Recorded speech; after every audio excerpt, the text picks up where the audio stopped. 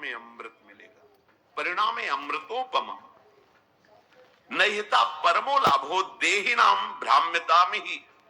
इस संसार में भ्रमित लोगों को परम लाभ प्रदान करने वाला ये नाम है। नाम यतो विंदेत परमाम शांतिम नश्यति संस्कृति ही। ये सब आवागमन के चक्र को मिटा करके परम शांति परम सुख प्रदान करने वाला नाम है। यथा कीर्तनात् परमाम शांति मोक्षम विंदेत तस्य संस्कृति जन्म मरणादि दुखम च नश्यति मोक्षो भवति इत्यर्थः। परम शांति परम पद आवागमन चक्र से मुक्ति ये स्वाभाविक हो जाएगी। आप केवल नाम जप कीजिए। तेष भाग्या मनुष्येषु कृतार्था नृप निश्चितम स्मरन्ति स्मारयन्तो ये हरिर्नाम कलौ युगे। मनुष्यों में वो परम धन्य है। ये अन्यान स्मारयन्तः सन्तः हरिर्नाम स्वयं स्मरन्ति ते मनुष्येषु कृतार्था सभाग्याः निश्चितम। निश्चित प्रथम जानीह। निश्चित वो परम धन्य हो जाता है जो अन्य स्मरण त्याग करके संतों के प्राणनाथ प्रभु श्री हरि का स्मरण करता है और दूसरों को भी करवाता है। ये जरूर करना चाहिए। अपने परिवार का मंगल करने के लिए कुछ समय नाम कीर्तन घर में जरूर होना चाहिए। मान लीजिए प्रार्थना, आपको परम सुख मिलेगा। आप सुख के लिए ही दौड़ रहे हैं। थोड़ी देर में, हम ज्यादा नहीं कहते, 10 मिनट, 24 घंटे में कोई 10 मिनट आप निकाल लीजिए। कोई संगीत ना हो तो अपने पास ये संगीत है, ताली, राधा राधा, किसी भी ध्वनि में, किसी भी राग में, भाव न लगे ना लगे, श्रद्धा बने ना बने, दवाई मानकर, औषधि मान करके आप कीजिए। आपके घर में जब राधा नाम गूंजेगा तो दरिद्रता भाग जाएगी। देख लेना, करके देख लेना। अब मानो तभी ना। आपके घर में कोई भी कभी प्रेत आत्मा प्रवेश नहीं कर पाएगी। आपके परिवार वालों पर किसी का टुटका नहीं चलेगा। अगर आप अपने परिवार को बैठाल कर 10 मिनट केवल नाम कीर्तन कीजिए।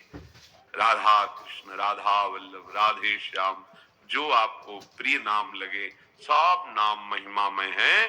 बैठ करके मान लीजिए ना। आप मानते नहीं, सुनते तो बहुत हैं, आचरण में नहीं उतारते। 24 घंटे में कभी एक ऐसा समय रखिए जब आप अपने परिवार के साथ प्यार से बैठ करके और प्रभु का नाम की, फिर आप देख लेना, खुद देख ले। 10 मिनट, 24 घंटे में हम 10 मिनट की बात कह रहे हैं। और कहीं सौभाग्य और बढ़ जाए तो एक अध्याय भगवान की महिमा का गान सुनाइए परिवार को बैठकर। श्रीमद् भागवत है, भक्तमाल जी है, भक्तों के चरित्र हैं, भगवान की अवतार कथाएं हैं। आप देख लो, घर तीर्थ हो जाएगा। आपको कहीं तीर्थ जाने की जरूरत नहीं। लोग परेशान होते हैं, हमारे तो 7.5 शनिचर का प्रकोप है, या ऐसा वैसा, पता नहीं किसी ने क्या कर दिया है। ये सब भ्रम हट जाएगा। नाम कीर्तन की गूंज जो आपके घर में उठेगी ना, वो आपका मंगल करके ही छोड़ेगी। देख लेना। भाव कुभाव अनखाल सहु, नाम जपत मंगल दिश दसहु। तेष भाग्या मनुष्येषु, मनुष्यों में सौभाग्यशाली कौन है? बोले स्मरंत स्मारयन्तो ये हरिर नाम कलौ युगे। इस युग का बहुत बड़ा प्रताप है जो 10,000 की वर्ष की तपस्या से फल नहीं प्राप्त होता, वो 24 घंटे नाम कीर्तन से प्राप्त हो जाएगा। बड़ी महिमा है। Stop it, guys. में पढ़ लीजिए, हमें भाव प्राप्त हो जाएगा। जैसे सुधा सागर, प्रेम सागर, ऐसे केवल हिंदी से ग्रंथ की रचना हुई, उन्हीं को अर्थ के द्वारा पूरा बांधा गया है। जो श्लोक है उन्हीं के अर्थों को पूरा क्रम से लिखा गया है। बहुत सुंदर। प्रेम सागर, सुधा सागर, बहुत सरल भाषा में महान वैष्णव परम पूजनीय गोस्वामी तुलसीदास जी ने सब शास्त्रों की सार बातें, रामचरितमानस। जब हम सत शास्त्रों का अपने परिवार में करके श्रवण कराते हैं तो सबके संस्कार पवित्र होते हैं, बुद्धि बदलती है। कितना प्रभाव पड़ता है। गर्भस्थ शिशु को नारद जी भगवान की भक्ति और कथा सुना रहे हैं तो प्रहलाद जी प्रकट होते ही महाभागवत के रूप में। आप देखो, गर्भस्थ शिशु अभिमन्यु को चक्रव्यूह तोड़ने का उपदेश कर रहे तो गर्भ में ही वो सीख गए। बड़ी महिमा है। यदि आप अपने परिवार में नाम कीर्तन करेंगे और भगवत आराधना की भावना से ठाकुर जी विराजमान करके उनको कथा सुनाएंगे, एक अध्याय सुनाए, एक अध्याय, एक अध्याय आपके जीवन के अध्याय को बदल देगा। आप देखना ना, पर कोई करना नहीं चाहता।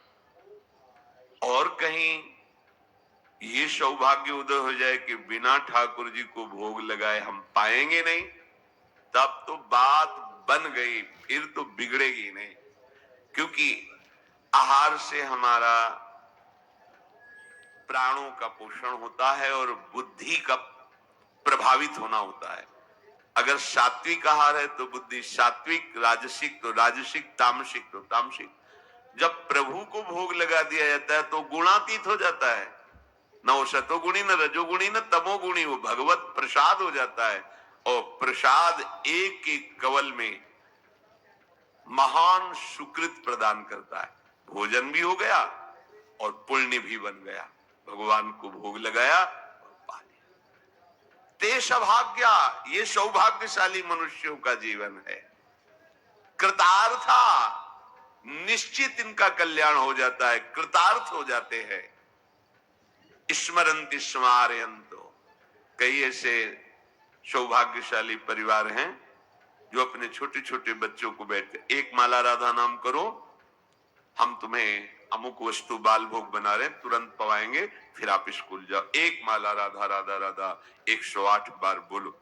ये संस्कार उनको ऐसी उन्नति की तरफ ले जाएंगे कि जब बुद्धि पवित्र होगी तो पढ़ाई में लगेंगे, स्मरण शक्ति तेज होगी, पवित्र व्यवहार होगा तो इनका जीवन प्रकाशित हो जाएगा।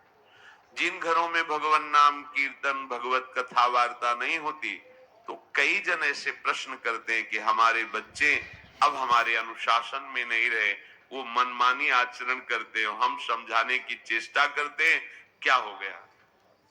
बच्चापन से उनकी बुद्धि में रजोगुण भरा, रजोगुण तमोगुण में बदल गया, अनादर प्रारंभ हो गया। अब न वो शास्त्र मानेंगे, न तुम्हारी गुरुजनों की बात मानेंगे। अब मन की बात तो, मन तो अधोगामी है, वो निश्चित उनको विषयों में ऐसी जगह फंसाएगा जहां अशांति ही अशांति, दुख ही दुख है। स्मरन्ति स्मारयन्तु, आदेश कर रहे, खुद भजन करो और दूसरों को भजन करने की प्रेरणा दो। अगर हमारा कोई रिश्तेदार है, नातेदार है, मित्र है, परिजन है, हमारे पास बैठता है तो हमें प्रार्थना करनी चाहिए मृदु शब्दों से।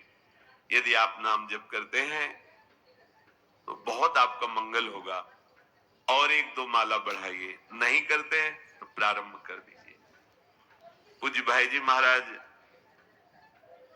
एक संत उनके पास जिसे जाते थे तो यही कहते थे, हमारे पास आए हो तो हमें कुछ दक्षिणा दो। आदेश कीजिए, क्या दक्षिणा दें? आप नाम जप करते हो? नहीं, नाम जप तो नहीं करते, तो ये दक्षिणा दो कि आज से आप 5 माला नाम जप करोगे। लाखों लोगों को भजन में लगा दिया, लाखों लोगों।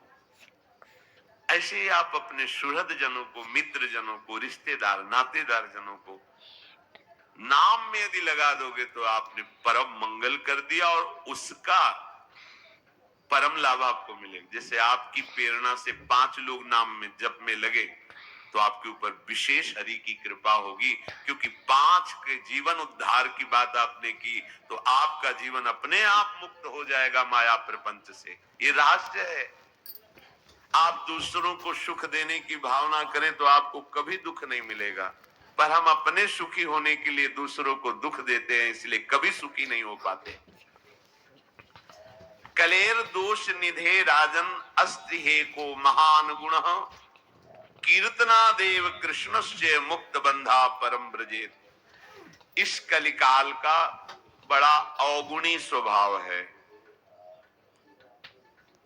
अगर आप गुरुजनों की आज्ञा में नहीं हैं, शास्त्र का स्वाध्याय नहीं किए, शास्त्र के वचन आपके कानों में नहीं पड़े, तो आपके आचरण बहुत ही आसुरी प्रवृत्ति की तरफ ये आकर्षित करके भ्रष्ट करेगा। कलयुग का स्वभाव है। इसमें प्रिय वस्तु होती है व्यभिचार, इसके स्वभाव का। प्रिय वस्तु होती है नशा करना, भांग, शराब, ड्रग्स आदि जो भी नशे, नशा करना, व्यभिचार करना और जुआ खेलना। कई तरह से जुआ खेलना होता है। दूसरों के धन का अपहरण करना और दूसरों को दुख पहुंचाना, हिंसा करना, ये इसका स्वभाव है। इसका स्वभाव है। जैसे कालिया नाग ने भगवान से कहा था कि प्रभु मुझे दोष मत देना कि मैंने आप पर प्रहार किया, क्योंकि मेरा स्वभाव आपने ही बनाया है। बहुत वर्षों के बाद भी बदला लेने का स्वभाव मेरा होता है और वो आपके द्वारा ही रचा गया है। इसलिए आप नाराज मत होना कि मैंने आपको बांधा अपने नागपाश में, आप पर प्रहार किया। तो ये कलयुग का स्वभाव है। अगर आप भगवद आश्रित नहीं हैं तो शराब पीना आपको बुरा नहीं लगेगा। देखो, सब कोई जानता है। जब हम यहां से बोलते हैं तो कोई कह सकता है कि ये निषेध क्यों कर रहे हैं, लेकिन आप अपने हृदय में बैठ करके थोड़ा विचार कीजिए, क्या ये आपका स्वास्थ्य बढ़ा देगा? कितने ऐसे हमारे सामने आए हैं जिनके लीवर खराब हो गए, जिनका जीवन खत्म हो गया, उनके परिवार के जन भी हैं। हितदाम में जब दिया कि बहुत शराब पी, अब तो डॉक्टर ने कहा अब मरने, और कुछ दिनों में पधार गए। देखो, क्या आपका स्वास्थ्य इसमें अच्छा रहेगा? नहीं। क्या आपको समाज में से सम्मान मिलेगा? नहीं। नालियों में इधर उधर बेहोश होकर के गिर पड़ते हैं, शरीर की सामर्थ्य नहीं रहती। तो इससे क्या परमार्थ बनता है? नहीं। इससे क्या धन की प्राप्ति होती? नहीं। जब कोई भी लाभ नहीं मिलता, केवल प्रमाद और केवल प्रभाव है। यही तो मित्रजन पूछते थे प्रहलाद जी से कि तुम्हारे ऊपर बड़े बड़े काले सांप छोड़े जा रहे हैं और तुम्हें काटते नहीं। तुम्हें पहाड़ से दबाया जा रहा है, अग्नि से जलाया जा रहा है, जल में डुबोया जा रहा है, बड़े बड़े नुकीले शस्त्रों से काटा जा रहा है, पर तुम्हारी त्वचा ही नहीं कटती। ऐसा क्या है तुम में? तो उन्होंने कहा, मैं हर समय हरि हरि श्री हरि ऐसा बोलता हूं, तो मुझे लगता है कि मेरे हरि मुझे ऐसे लिए हुए तो ना कोई आग, ना कोई अस्त्र शस्त्र, ना कोई मुझे दुख, कोई छू ही नहीं पा रहा है, क्योंकि मेरे हरि मुझे गोद में लिए हुए और ऐसे किए हुए। नाम का बहुत बड़ा, ऐसा ना समझो कि ये उनके ऊपर प्रभाव था, आपके ऊपर नहीं। आप वैसे ही जपिए, देखिए प्रभाव। अब पुरोहित जो लिखित और शंख जी थी, उन्होंने कहा धिक्कार है मुझे, मैं अपने शास्त्र ज्ञान के गर्व में होकर भगवान की भक्ति का तिरस्कार करता था। आज मैंने देख लिया सुधनवा की भक्ति का प्रभाव। और वो दोनों ऐसा सोच ही रहे थे कि फिर जो परिजन थे सुधनवा को बाहर कुछ नहीं, बस जैसे और तेल से चिकनाहट हो गई हो बस। अब वो दोनों शर्मा करके आचार्य खुद कड़ाहे पे कूद गए। धिक्कार, हमारे जीवन को ऐसे भक्त का विरोध करते थे। सुधनवा जी ने श्री कृष्ण श्री कृष्ण श्री कृष्ण, कूदने में तो थोड़ा जलन सी, पर तुरंत शीतल हो गया। आचार्य थे, चरणों में पड़ गए सुधनवा के। कौन ऐसा है जो नाम जापक के चरणों में अपना भाव समर्पित कर दे। नाम की बड़ी महिमा है। सुधनवा के आचार्य थे लिखित शंख, उन्होंने छाती से लगा के कहा, प्रिय राजकुमार, आज मुझे तेरी कृपा से समझ में आया कि भगवान के नाम में जो शक्ति है वो किसी और कहीं साधन में नहीं है। पुरुष सिंह, आज तुम्हारे स्पर्श से मैं पावन हो गया, क्योंकि तुम भगवान नाम जप करते हो। अब पता चल गया कि मैं तुम्हारा उद्धार नहीं करूंगा, तुम मेरा उद्धार कर दोगे। आचार्य अपने शिष्य से कह रहे हैं, वीरवर जाओ, सम्रांगण में तुम्हारी कामना की पूर्ति हो। सुधनवा पिता को प्रणाम किया। पिता ने कहा, आज हमारे सेनापतित्व का पद सुधनवा लेंगे। अब युद्ध प्रारंभ हुआ।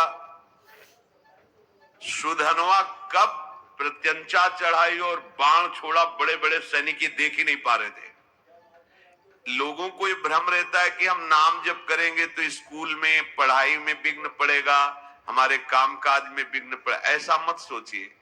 नाम जप करोगे तो आप बहुत अच्छे विद्यार्थी होगे, नाम जप करोगे तो आप बहुत अच्छे किसान होगे, नाम जप करोगे तो आप बहुत अच्छे, जो भी जिस मार्ग में जाओगे बहुत अच्छे बन जाओगे, क्योंकि बुद्धि पवित्र होगी और भगवान नाम की सामर्थ्य है, तो आप जो चाहोगे कर सकते हो।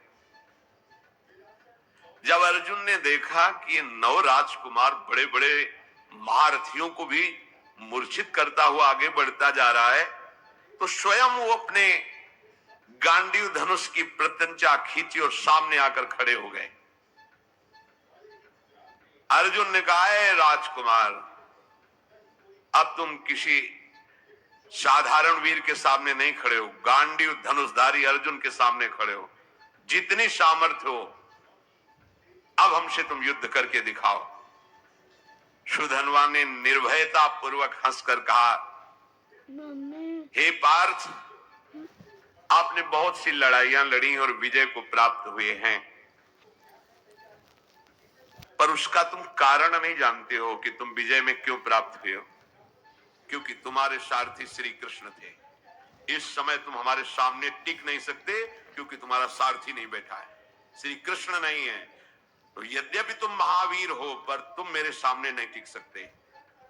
तुम्हें सलाह देता हूं, अगर मेरे पर विजय प्राप्त करनी तो अपने सारथी की याद करो, नहीं तो तुम्हारी सामर्थ्य नहीं है, ये गांडीव धनुष के निकले हुए बाणों की सामर्थ्य नहीं कि मुझे परास्त कर सके। एक बालक के मुख से ऐसी चुनौती। अर्जुन जी, परम धनुर्धर, दिव्यास्त्रों का ज्ञान, क्रोधित होकर सुधनवा पर बाणों की वर्षा शुरू कर दी। सुधनवा जी ने हंसते हंसते एक एक बाण को तिल तिल के समान काट के गिरा दिया। अर्जुन जी को लगा, आज तक ऐसा भी, बाणों को काट देना अलग बात, लेकिन हर बाण को तिल तिल काट के बाणों की वर्षा हो रही। बाणों को काटते हुए अपने बाणों से ध्वजा, धनुष, प्रत्यंचा सब पर चोट पहुंचा दी। सुधनवा ने ध्वजा काट के गिरा दी, प्रत्यंचा काट दी, गांडीव पर प्रहार किया और अर्जुन के सारथी को भी घायल कर दिया और कहा, कहां गया तुम्हारा वो पुरुषार्थ गांडीव धनुषधारी अर्जुन। बिना प्रत्यंचा का धनुष, बिना ध्वजा का रथ, सारथी बेहोश। आश्चर्य में पड़ गए कि ऐसा वीर बालक तो हमने देखा ही नहीं। अब उनके मुख से हर समय चल रहा है जो भगवान का आदेश, मामनुस्मर युद्ध च कृष्ण कृष्ण कृष्ण कृष्ण। आप तो बहुत बड़ी बड़ी बातें कर रहे थे, देखा बालक का चमत्कार। मुझे बालक कह रहे थे, अब कहो तो आपको बाणों से घायल करके ऐसी दशा में पहुंचा दूं जो वीर पुरुषों को शोभा नहीं देती। अब भी अवसर है, याद करो अपने सारथी को और बुला लो, क्योंकि यही इच्छा थी कि एक बार श्री कृष्ण को देखूं। अर्जुन को लगा कि